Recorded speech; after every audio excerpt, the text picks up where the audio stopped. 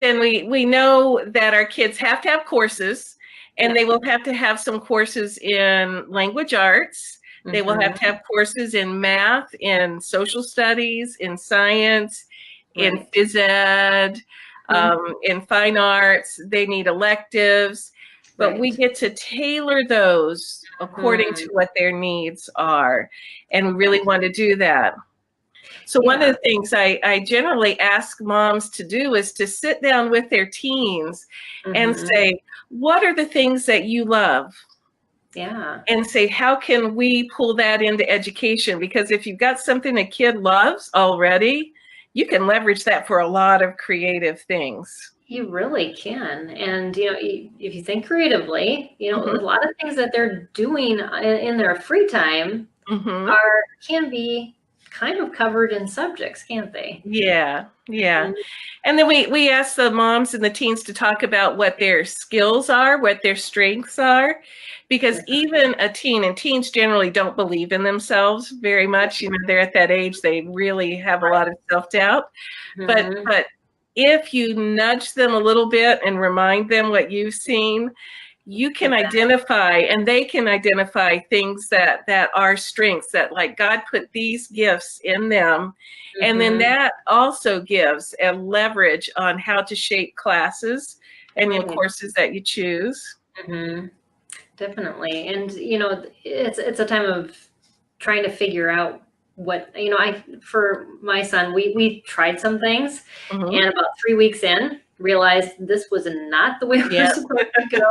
So we kind of tweaked it. So, I Yes. mean, and so we didn't stop doing computer skills Hmm. because that's what we ended up calling it, because it Yeah. started out as IT and then it moved into, you know, some other areas of, you know, he built a computer, he did all these, but we ended up giving it a very much broader name on the transcript versus, you know, what we started out with. But it didn't Yeah. mean that we didn't start out in the wrong place. It just Yeah. migrated. Well, And and that's it. And because a lot of those things you don't know till you get there. yes. And that's another beauty of homeschool, is we can be flexible, and we can also not ever waste a moment, because all of Yeah, life is education. You just got to give it the right name. exactly. I think I had somebody ask me once, and I don't know if you have another suggestion, but they said, how do I come up with the names Yeah. for these classes that I'm teaching my student, because they kind of involve a lot of stuff. And I said, well, just pull up, you know, what your local community college calls it, Uh-huh. you know, and go with that. But are there other resources as far as, you know, how to name subjects on a transcript or come up with? That is really a good thing to talk about. Yeah. You know, if you look a lot at the basic courses in like a public school transcript, Yeah. what you'll see is a lot of times, maybe at ninth or 10th grade, they have, you know, language arts one, or integrated math one, or, Right. you know, social studies one.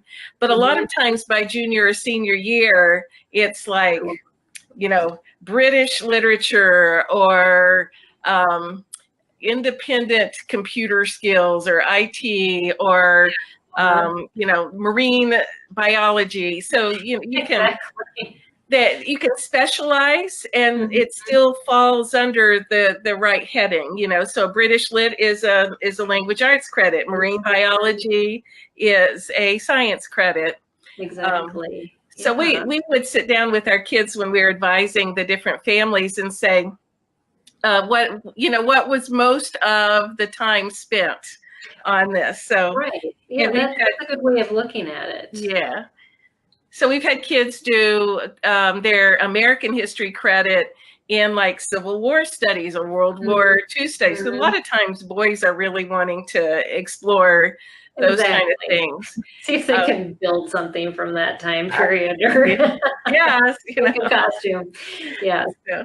Yeah, they build, you know, catapults for the Middle Ages, and, you know, Mhm. and log those hours. So, and so Yeah. then just to allow themselves to have a creative name that really gives sparkle to the transcript. In fact, I heard that once from admissions officers at one of the workshops I went to at one of the colleges.